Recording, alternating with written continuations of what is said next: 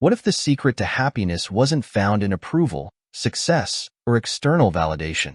What if the real key was learning to let go of expectations, of control, of the need to be liked? Today, we're diving into two transformative books that challenge the way we think about relationships, self-worth, and personal freedom. The Courage to be Disliked and the Let Them Theory by Mel Robbins. At first glance, these books might seem different. One is based on Adlerian psychology, while the other is a modern take on radical self-acceptance. But both offer the same powerful message. You are not responsible for other people's opinions, reactions, or decisions. True freedom comes from detaching yourself from the need to control how others see you. The Courage to be Disliked introduces us to the ideas of Alfred Adler, a psychologist who believed that much of our suffering comes from the fear of rejection. His philosophy teaches that happiness is found when we stop trying to meet the expectations of others and start living for ourselves. On the other hand, the Let Them Theory by Mel Robbins presents a simple yet profound idea. Let them. Let people judge you. Let them misunderstand you. Let them walk away. Instead of trying to control outcomes or gain approval, we should embrace the freedom of allowing others to act as they will, without letting it affect our self-worth. But how do these ideas work in practice? How do we stop seeking validation and start embracing our true selves? In this audiobook, we'll compare the lessons from both books, breaking down their philosophies and uncovering practical ways to apply them in everyday life. Are you ready to free yourself from the weight of others' opinions? Hit the subscribe button and let's begin. Part 1. Core themes of each book. Before we dive into the deeper comparisons between these two powerful books, let's take a moment to understand their core messages. While both The Courage to be Disliked and the Let Them Theory tackle themes of personal freedom, self-acceptance, and emotional resilience, they each approach these ideas from a distinct perspective. Let's start with The Courage to be Disliked. This book, inspired by the philosophy of Alfred Adler, challenges us to break free from the limitations we place on ourselves due to our fear of rejection and societal expectations. According to Adlerian psychology, much of human suffering stems not from objective reality, but from the way we perceive and interpret our relationships with others. One of the most transformative concepts in the book is the idea that we live in a community of relationships, but our happiness is dictated by whether we feel free within them. Adler proposes that to live a truly fulfilling life, we must accept that other people's opinions of us are none of our business. Rather than trying to control their thoughts or actions, we should focus on what we can control, our own choices, beliefs, and behaviors. This leads us to the book's most famous principle, separation of tasks. According to this philosophy, there are things in life that are our tasks, our own responsibilities, and things that belong to others. Trying to control how someone else feels about us, for example, is not our task, but theirs. By learning to separate what is within our control from what isn't, we can achieve a sense of liberation and peace. Now, let's turn to the Let Them Theory by Mel Robbins. Unlike The Courage to be Disliked, which is rooted in philosophical discussions, the Let Them Theory presents a simple, direct, and actionable mindset shift. Just let them. Mel Robbins argues that so much of our stress, anxiety, and frustration comes from trying to control situations or people. We want people to approve of us, to treat us fairly, to stay in our lives. But what if we simply let them do whatever they choose and stop letting it affect us? Instead of reacting emotionally, we learn to detach and focus on what truly matters. One of the most powerful aspects of this theory is that it removes resistance. When we stop trying to fight or change what's outside our control, we free ourselves from unnecessary emotional turmoil. If someone judges you, let them. If someone chooses to walk away from your life, let them. If someone misunderstands you, let them. By allowing people to be who they are, without interference, we reclaim our energy and refocus it on ourselves. Both books advocate for radical self-acceptance and emotional freedom, but their paths to this freedom differ. The Courage to be Disliked encourages deep philosophical reflection and the restructuring of our belief system, while the Let Them Theory provides a more immediate and practical shift in mindset. Despite their differences, both books ultimately teach the same lesson. True peace and happiness come from within, not from external validation. Now that we've explored the foundational principles of these books, we can begin to examine where they align and where they diverge. How do these philosophies complement each other? Where do they differ in approach? And how can we integrate both perspectives into our own lives? Part 2. Key contrasts and overlaps. Now that we understand the core principles of the courage to be disliked and the let them theory, it's time to explore how these two philosophies compare. While both books advocate for emotional freedom and self-acceptance, they approach these goals from different angles. Let's examine their key contrasts and where their teachings overlap. One of the main contrasts between these books is their perspective on personal responsibility versus surrender. The courage to be disliked emphasizes that we are fully responsible for our own happiness. It teaches that by recognizing what is and isn't our task, we can liberate ourselves from unnecessary burdens.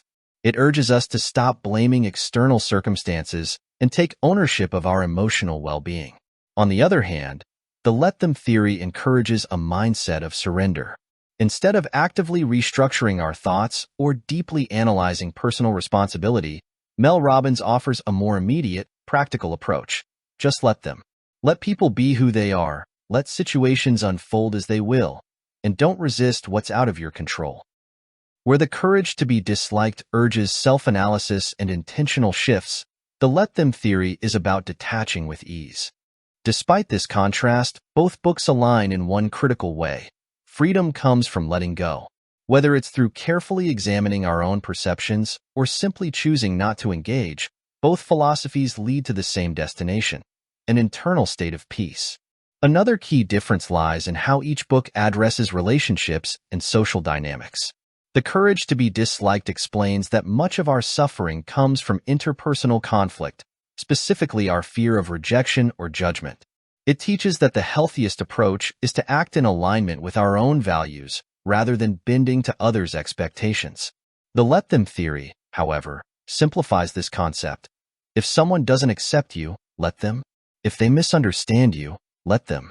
Instead of deconstructing the why behind social interactions, it encourages a more detached, effortless approach, simply accepting people as they are without trying to change them. Here's where the two books beautifully overlap. Neither approach encourages anger, resentment, or force. Instead, both invite us to embrace emotional independence. Whether through deep philosophical restructuring or a more relaxed mindset shift, both teachings offer paths to inner freedom. So, which approach is best? That depends on the person. If you prefer a structured, reflective journey towards self-liberation, the courage to be disliked offers a comprehensive framework. But if you want an immediate way to release stress and embrace peace, the let them theory provides a practical shortcut. By understanding both perspectives, you can integrate the best of each philosophy into your own life, achieving self-acceptance in a way that resonates most with you. Part 3. Actionable Takeaways. Now that we've explored the core principles and key contrasts of the courage to be disliked and the let them theory, let's focus on how we can apply these lessons in our daily lives. While these books offer different approaches, both provide powerful tools to cultivate self-acceptance, emotional freedom, and confidence. Here are 5 actionable takeaways to help you integrate these philosophies into your everyday mindset. First, recognize what is and isn't your task. Inspired by the courage to be disliked, this practice involves separating what you can control from what you can't. Other people's opinions, reactions, and choices? Those aren't your task. Your response, actions, and self-perception? Those are. When you learn to focus only on your responsibilities, you free yourself from unnecessary stress and emotional burdens. Second, let go of control. From the let them theory, this simple but powerful mindset shift allows you to release resistance. If someone misunderstands you, let them. If they choose to leave, let them. This doesn't mean you stop caring. It means you stop forcing outcomes. The more you release control, the more you make space for peace, growth, and the right people to naturally align with your life. Third, stop seeking universal approval. Both books emphasize the idea that not everyone will like, understand, or agree with you, and that's okay. The goal is not to be liked by everyone, but to live authentically in alignment with your own values. The moment you stop seeking validation from others, you step into a deeper level of confidence and self-worth. Fourth, create emotional boundaries. Learning to say no, disengaging from unnecessary conflict, and protecting your energy are essential skills. The courage to be disliked encourages detachment from external opinions, while the let them theory teaches you to accept what you can't change. Together, these lessons form a foundation for setting healthy emotional boundaries without guilt. Finally, prioritize inner peace over external reactions. Imagine navigating life with the mindset that no external event has the power to disturb your peace unless you allow it. Whether it's a rude comment, an unkind action, or a misunderstanding, both books reinforce the idea that your emotional state is within your control. When you embrace this philosophy, you unlock a new level of personal freedom.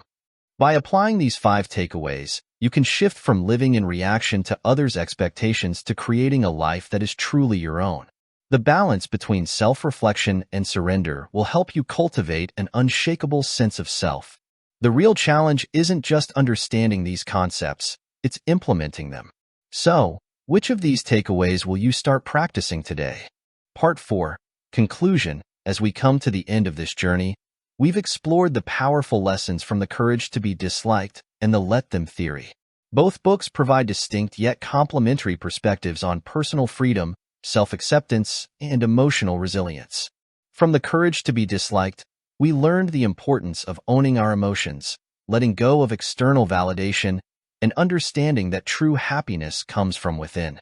Alfred Adler's philosophy reminds us that we don't need to live for the approval of others. We only need to live in alignment with our values. Meanwhile, the let them theory introduced us to the liberating power of surrender.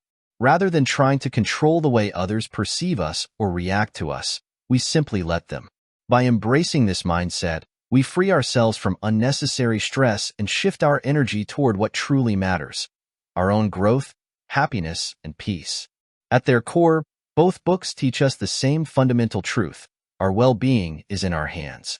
Whether we choose deep introspection and detachment from expectations or opt for a simpler, more immediate release of control, the outcome remains the same: an unshakable sense of self and emotional freedom.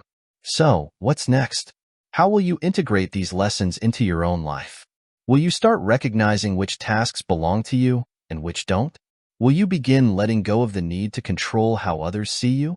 Whatever your next step is, remember, your journey toward freedom begins with a single decision: to live for yourself. If you found value in this audiobook, consider sharing it with someone who might need these lessons. And most importantly, embrace the courage to live authentically, because in the end, the only approval you truly need is your own.